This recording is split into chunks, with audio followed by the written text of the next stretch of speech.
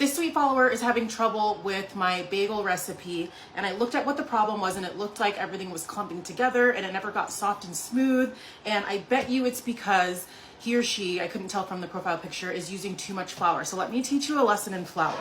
The reason why everybody usually tells you to sift your flour when you're baking is because when you're measuring 1 cup and you just scoop it from inside the flour or the bin, it's usually more flour than you think it is. So as an example, I'm just gonna scoop out 1 cup of flour, and 1 cup of flour should be 120 grams. So I just dig into my bowl of flour, scoop out 1 cup to the 1 cup line, and I dump it into my flour bowl that has my scale underneath.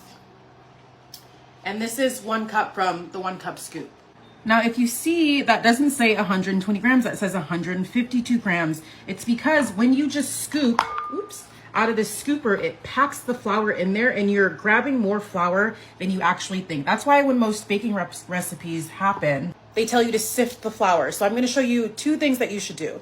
I'm just gonna dump this back in here so I can show you. If you don't have a scale, then what you want to do before you measure flour is just fluff it up. So I just grab a, what is this called? A whisk. And then I fluff my flour, fluffing. So if you don't have a scale and if you don't have a sifter, you know, those things that you put the flour in and then it makes it come out nice and fluffy, then just do this for a while, just like 30, 40 seconds. And then instead of putting the scoop in right away, now after the flour is sifted, you're just gonna take a spoon and you're going to spoon the flour into your cup until it reaches the 1 cup line.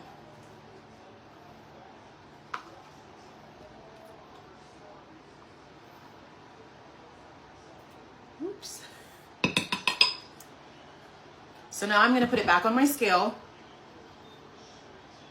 And now it's a lot closer to 120, which is 120 grams, which is a cup of flour. We're 1 gram over, which isn't a big deal. So we can use this now in our recipe, and we know that our recipe is going to turn out correctly. And then the last thing, and obviously the best thing to do, is just to simply spoon your flour directly onto your scale so that you can get your exact grams that you need for the recipe. Not everybody has a scale or can afford a scale, so you can use the sifting message, and it usually ends up being very, very close to exactly what you need. But definitely under no circumstances should you ever just scoop flour out of a heavily packed bag and use it in your recipe. 9 times out of 10, you're going to be using too much flour and your recipe will not turn out correctly. But good luck, try this, and I hope your bagels turn out. I'll tag the actual bagel recipe in this video.